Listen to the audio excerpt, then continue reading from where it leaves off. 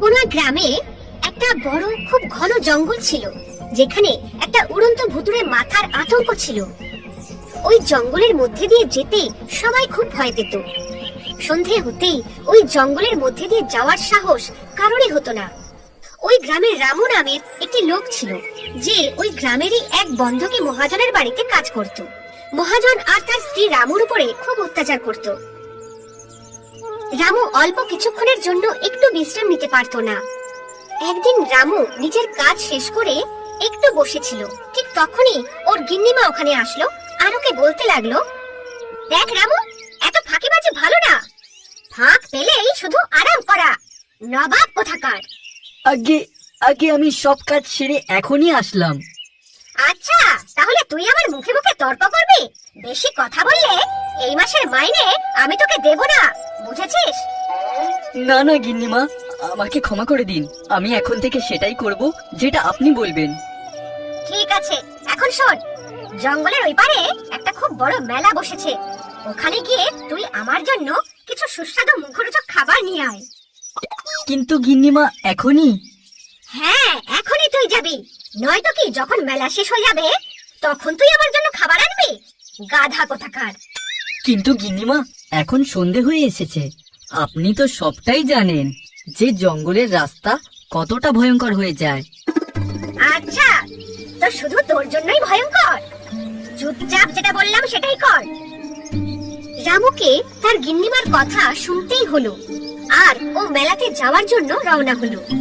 যেভাবেই হোক সে তো মেলাতে পৌঁছে গিয়েছিল, কিন্তু মেলা থেকে জিনিসপত্র নিয়ে আসার সময় সন্ধে হয়ে গিয়েছিল। রামুর অবস্থাও তখন খুব খারাপ হতে লাগলো। রামু ভগবানের নাম করতে করতে জঙ্গলের মধ্যে দিয়ে হাঁটছিল। জয় হনুমান, জয় বজরংবলী, জয় হনুমান, আমাকে রক্ষা করো প্রভু। যদি ওই উড়ন্ত ভুতুড়ে মাথা আমাকে ধরে ফেলে তাহলে আমার অবস্থা তো খুব খারাপ হয়ে যাবে। নিজের সঙ্গে কথা বলতে বলতে রামু হাঁটছিল, ঠিক তখনই পিছন থেকে একটা আওয়াজ শুনতে পেল।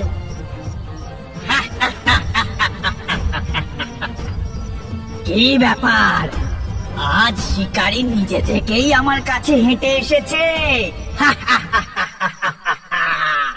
আজ তো খুবই মজা হবে।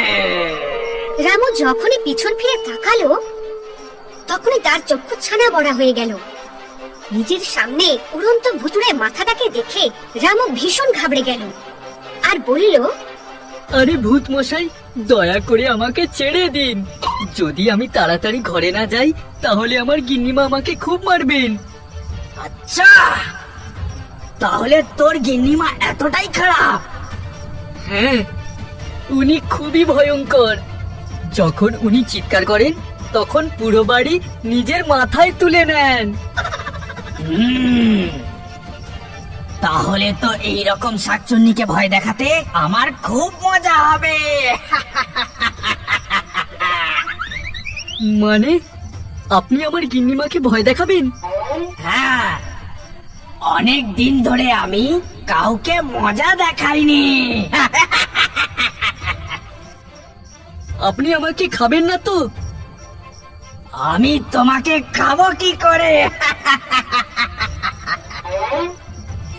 আমার তো কোনো শরীরই নেই। তাহলে আপনি কি করেন এই জঙ্গলে? আমি তো শুধু আমার সময় কাটানোর জন্য তোমার মতন মানুষদের ভয় দেখাই। কিন্তু আপনি তো আমাকে সাহায্য করছেন। সাহায্যই ধরো, কিন্তু ওই শাকচুন্নি গিন্নিমাকে ভয় দেখাতে আমার খুব মজা হবে। তুমি চিন্তা করো না, আমি ওকে এমন মজা দেখাবো যে ও সারা জীবন মনে রাখবে।